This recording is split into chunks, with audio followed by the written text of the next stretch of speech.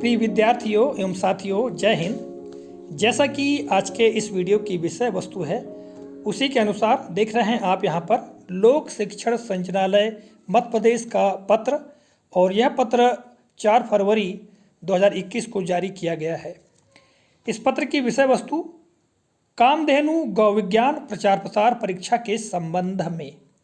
आप सभी लोगों को इस परीक्षा में सम्मिलित होना है। इस पत्र में जो महत्वपूर्ण जानकारी दी गई है उसको शीघ्रता के साथ मैं पढ़कर बता देता हूं। जो इसके पश्चात मैं आपको जो महत्वपूर्ण जानकारी है कि हमको किस तरह से पंजीकरण करना है, पंजीकरण के बारे में आपको जानकारी दूंगा। तो देखिएगा अगली स्लाइड में आप यहाँ देख रहे हैं विवरण इस पत्र में जो दिया गया है।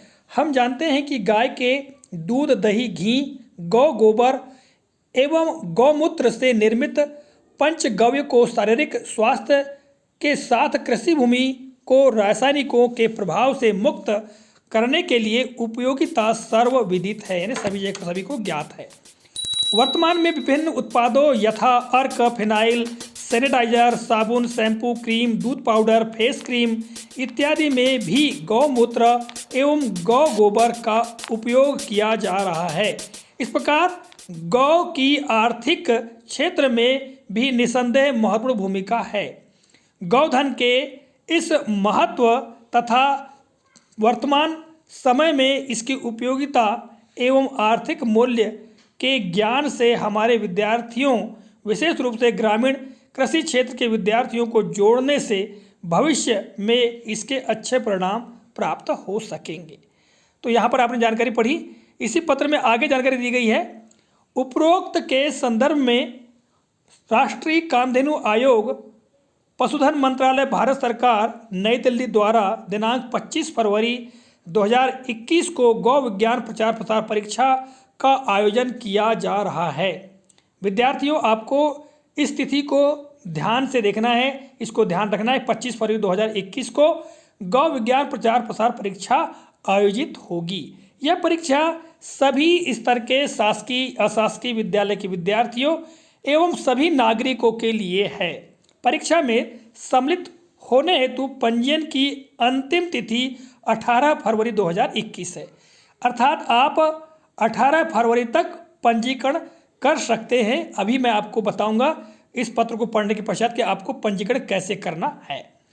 आगे जानकारी दी गई है। अतः प्राथमिक से लेकर के हायर सेकेंडरी स्तर तक के विद्यार्थियों की इस परीक्षा में सहभागिता सुनिश्चित करने के साथ ही समस्त शासकीय, अशासकीय विद्यालय के प्राचार्य, प्रधान अध्यापक, शिक्षकों को निर्देशित करें। परीक्षा कार्यक्रम का विस्तृत विवरण पत्र के साथ में संलग्न है।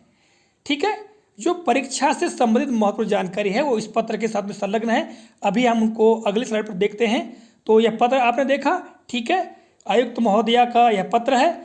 तो देखिएगा, जो कामधेनु गौ विज्ञान प्रचार प्रसार परीक्षा राष्ट्रीय कामधेनु आयोग द्वारा जो आयोजित होगी उसके संदर्भ में यहाँ महत्वपूर्ण निर्देश दिए गए हैं। सबसे पहला क्या है कि कामधेनु गौ विज्ञान परीक्षा पूरे देश में सभी स्तर पर ऑनलाइन आयोजित की जाएगी।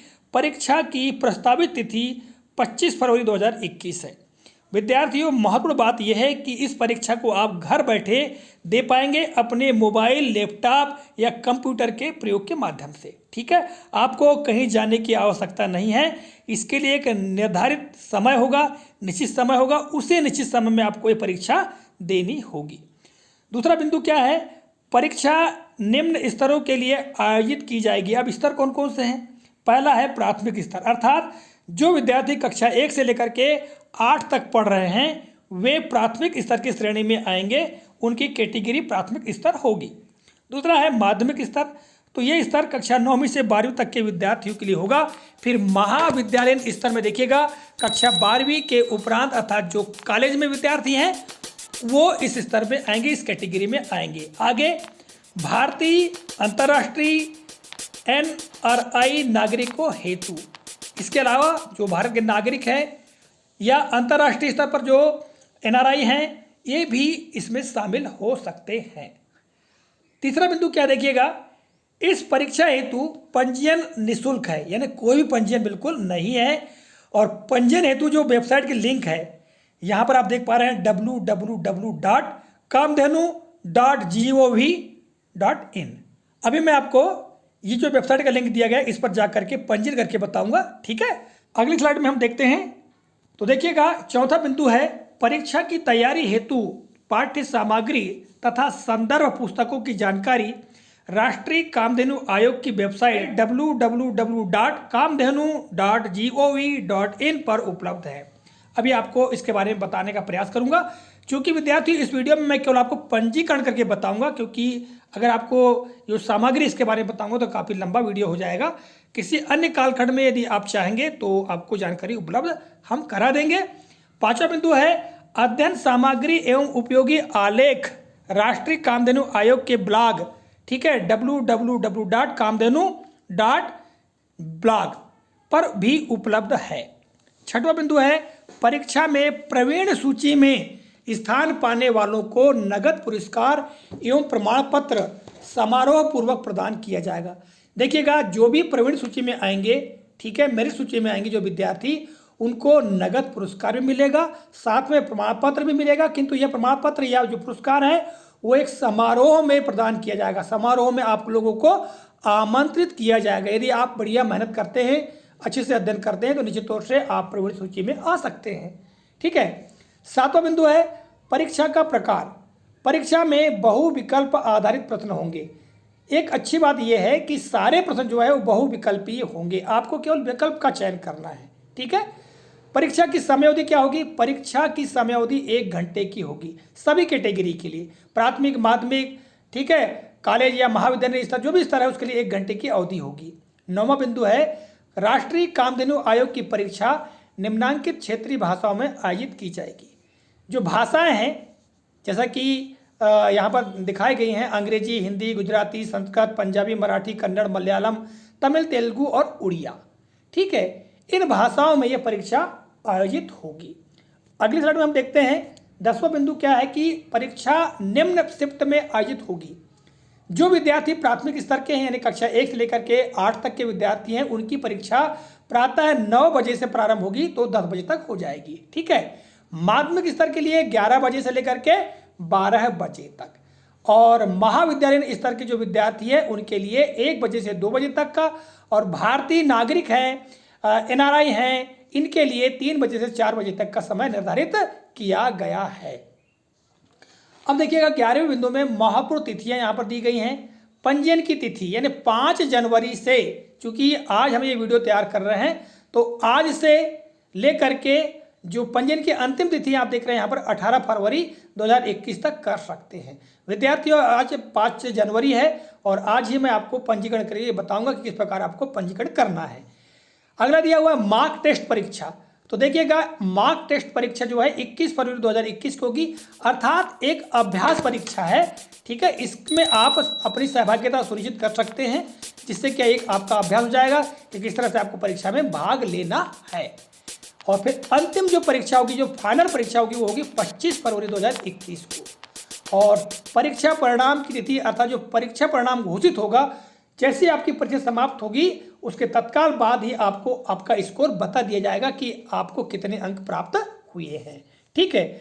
अगले स्लाइड में देखिएगा, यहाँ नोट दिया हुआ है, सफलतापूर्वक पंजीयन होने पर आपको यूजर नेम एवं पासवर्ड प्राप्त होगा, जिसके उपयोग से परीक्षार्थी परीक्षा के दिन लॉगिन होंगे। परीक्षार्थी वेब ब्राउज़र के माध्यम से भी ऑनलाइन परीक्षा में सम्मिलित हो सकते हैं। 18 फरवरी से आपको परीक्षा हेतु इस वेबसाइट से लिंक प्राप्त होगा। देखिएगा, इस वेबसाइट पर आप जब जाएंगे तो आपको लिंक मिलेगा और उस लिंक पर आप क्लिक करेंगे तो उस समयावधि में आप परीक्षा में सम्मिलित हो पाएंगे। आपको एक बात का विशेष ध्यान देना है कि आपको विलंब नहीं करना है। जैसा कि प्राथमिक स्तर के विद्यार्थियों के 9 बजे से 10 बजे का समय है, तो 9 से पहले ही आप वेबसाइट को ओपन करके रख लें, ठीक है। और जैसी समय स्टार्ट होगा तो फिर आप परीक्षा देना प्रारंभ कर सकते हैं। परीक्षा हेतु परीक्षार्थी अपना मोबाइल, लैपटॉप, डेस्कटॉप यानी कैमरा कार्यशील अवस्था में हो का उपयोग कर सकते हैं। और फिर आगे दिया हुआ है, ये आयोग की फेसबुक लिंक है, ठीक है, आप देख पा रहे हैं लिंक को, और फिर आयोग की ट्विटर लिंक, ये दोनों दी गई हैं। तो विद्यार्थियों, ये मैंने आपको इस दिशा निर्देश में जो महत्वपूर्ण जानकारी दी गई इसके बारे में बताया। चलिए मैं आपको बहुत शीघ्रता के साथ में पंजीकरण करके बताता हूं कि आपको कैसे पंजीकरण करना है और फिर किस प्रकार लॉगिन करना है। प्रिय विद्यार्थियों, अभी हमने लोक शिक्षण संचालनालय मध्य प्रदेश के पत्र का अवलोकन किया है और सारे दिशा निर्देश को हमने पढ़ा है। चलिए अब मैं आपको अपना पंजीकरण किस तरह से करना है इस बारे में जानकारी प्रदान करता हूं। आप अपने मोबाइल पर जिस भी ब्राउज़र का प्रयोग कर रहे हो उसको आपको ओपन करना है। जैसे कि आप यहाँ पर देख पा रहे हैं क्रोम ब्राउज़र, इसको मैं क्लिक करूँगा और ओपन करूँगा। ओपन करने के पश्चात यहाँ पर search or type web address पर हम क्लिक करेंगे और क्लिक करने के पश्चात आपको यहाँ पर टाइप करना होगा। जैसा कि मैंने आपको पूर्व में वेबसाइट बताया था, पंजीकरण करने के लिए वेबसाइट क्या है, www. ठीक है, इसके पश्चात कामधेनु KAMDHENU कामधेनु, ठीक है, फिर .gov और फिर .in। ठीक है, इसको आपको क्या करना है, सर्च करना है। मैं सर्च पर क्लिक करूंगा। मैंने क्लिक किया तो देखिएगा ये जो वेबसाइट है वो खुलकर आ चुकी है। ठीक है, और इस वेबसाइट के बारे में अगर आप आवश्यक जानकारी पढ़ना चाहते हैं, यदि आप हिंदी में पढ़ना चाहते हो तो ये हिंदी देखिएगा, हिंदी में लिखा हुआ है ना वेबसाइट के बारे में।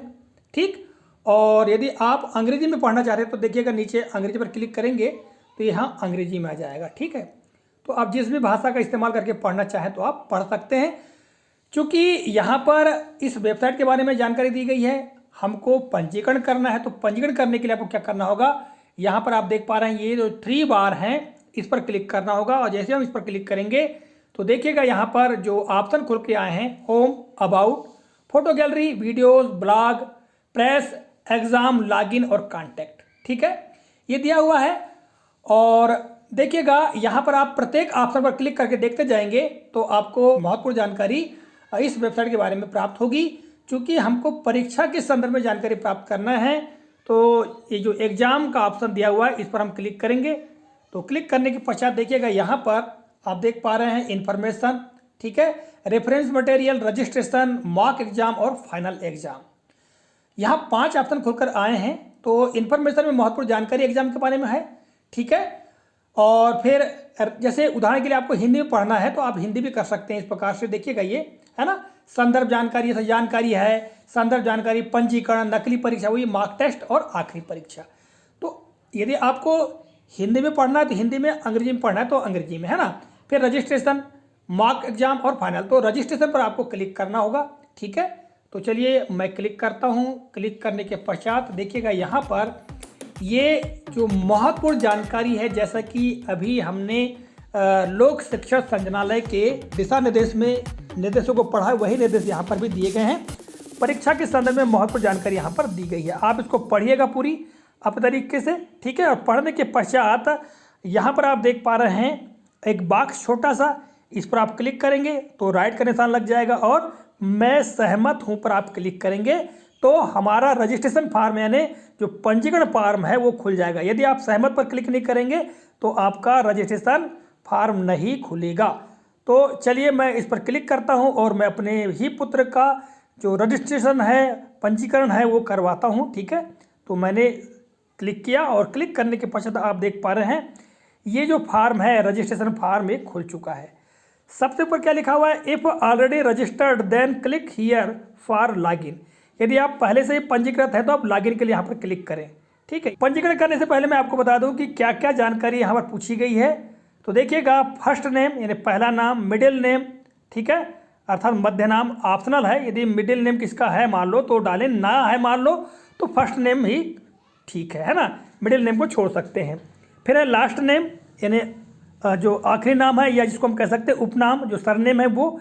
इसके पश्चात ईमेल आईडी, यदि ईमेल आईडी विद्यार्थियों की नहीं है तो उनके पिताजी की हो सकती है। ठीक है, या अपने बड़े भाई बहन की हो सकती है। जिस किसी की ईमेल आईडी है वो यहाँ पर आप डाल सकते हैं। ठीक है, या स्वयं की अगर ईमेल आईडी है तो स्वयं की ईमेल आईडी डाल दीजिएगा। फिर मोबाइल नंबर यानी घर का या अपने पिताजी का या जिसका भी मोबाइल नंबर, वो मोबाइल नंबर यहाँ पर डालिएगा। फिर कंट्री इंडिया पहले से लिखा हुआ है। फिर स्टेट का चयन करना है। आप भारत के किसी भी राज्य के रहने वाले हैं तो यहाँ पर आप जानकारी को भरेंगे। फिर डिस्ट्रिक्ट यानी जिला, फिर सिटी विलेज, फिर आता है एड्रेस और इसके पश्चात यहाँ पर आता है एग्ज़ाम की लैंग्वेज यानी जो परीक्षा देंगे उसकी भाषा, ठीक। फिर सेलेक्ट एग्जाम कैटेगरी, यानी एग्जाम की कैटेगरी, यानी प्राथमिक, माध्यमिक या कॉलेज लेवल। तो ये भी हम भर के मैं आपको बताऊंगा किस प्रकार की जानकारी हमको भरना है। फिर है एग्जाम कोऑर्डिनेटर नेम ऑप्शनल, ये ऑप्शनल है, ठीक है।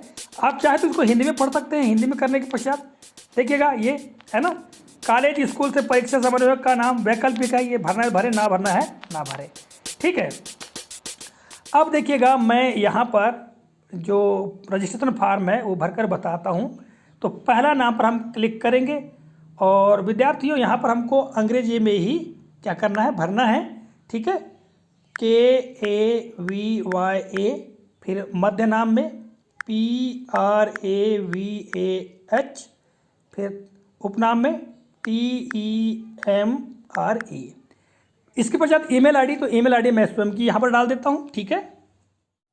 हमने ईमेल आईडी डाल दिया है। इसके पश्चात मोबाइल नंबर, ईमेल आईडी और मोबाइल नंबर इनपुट करने के पश्चात अब यहाँ आगे जो जानकारी उसको हम भरते हैं।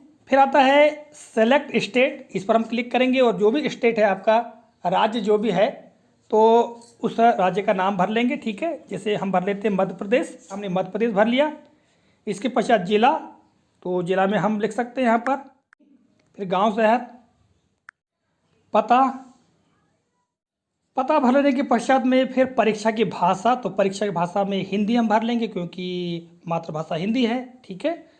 और परीक्षा की श्रेणी का चयन, तो चूंकि यह बालक कक्षा 7वीं में अध्ययनरत है तो प्राथमिक स्तर कक्षा 8वीं तक, इस पर हम क्लिक कर लेंगे। और जो विद्यार्थी, मान लिया जाए, देखिएगा मैं पुनः क्लिक करता हूँ, जो विद्यार्थी माध्यमिक स्तर कक्षा 9 से 12 के बीच पढ़ रहे हैं तो वे यहाँ पर क्लिक करेंगे। कॉलेज स्तर में पढ़ रहे हैं तो 12वीं के बाद पर क्लिक करेंगे। और भारत के नागरिक हैं तो इस पर क्लिक करेंगे। और अंतर्राष्ट्रीय या NRI नागरिक है तो यहाँ पर क्लिक करेंगे, ठीक है। तो चूंकि ये जो पंजीकरण है कक्षा 7वीं में पढ़ने वाले विद्यार्थी के लिए हो रहा है, इसलिए कक्षा 8वीं तक अर्थात प्राथमिक स्तर पर हम क्लिक कर देंगे। इसके पश्चात स्कूल, कॉलेज, संस्थान या संगठन का नाम, यानी जहाँ पर भी जैसे विद्यार्थी का इस विद्यालय मानो तो विद्यालय का नाम भर दे, या कोई भारत का नागरिक है किसी संस्थान में कार्य कर रहा है तो संस्थान का नाम भर सकता है। और यहाँ देखिएगा मैं यहाँ पर विद्यार्थी के विद्यालय का नाम भर देता हूँ। और यहाँ पर नीचे देखिएगा कॉलेज स्कूल से परीक्षा समन्वयक, तो इसको आपको भरने की आवश्यकता नहीं है, ठीक है। अब इसके बाद बात आती है यहाँ पर कैप्चा कोड की। तो कैप्चा दर्ज करें तो कैप्चा जो जैसा यहाँ पर कैप्चा दिया हुआ है उसी आधार पर भरना है, ठीक है। इतना भर लेने के पश्चात अब देखिए अभी पंजीकरण करें, ये ऑप्शन है, तो इस पर आप क्लिक करेंगे तो आप पंजीकृत हो जाएंगे। चलिए मैं इस पर कर देता हूँ क्लिक कर दिया हमने, देखिएगा ये। और यहाँ क्या आ गया देखो, लिख करके पंजीकरण के लिए धन्यवाद। नीचे उपयोगकर्ता और पासवर्ड के लिए संचार का उपयोग करें, अन्य जानकारी वेबसाइट चेक करते रहें, ठीक है। ये नाम दिया हुआ है और ये पासवर्ड दिया हुआ है, ठीक है। चूँकि यहाँ पर ब्लर मैंने करके रखा हुआ है तो यहाँ पर जो उपयोगकर्ता का नाम है और पासवर्ड है, यहाँ पर दोनों आ चुके हैं। तो अब हम इस पासवर्ड का और इस उपयोगकर्ता का नाम का प्रयोग करके हम लॉगिन हो सकते हैं। तो विद्यार्थियों, आपको जो भी आपका ये उपयोगकर्ता का नाम अर्थात आपको आपका मोबाइल नंबर ही प्राप्त होगा, ठीक है। और पासवर्ड उसको नोट करके रख लीजिएगा। उसी आधार पर फिर आपको क्या करना है, लॉगिन करना है, ठीक है। अब देखिएगा मैं आपको पुनः लॉगिन करके बताता हूँ कि किस तरह से हम लॉगिन हो सकते हैं।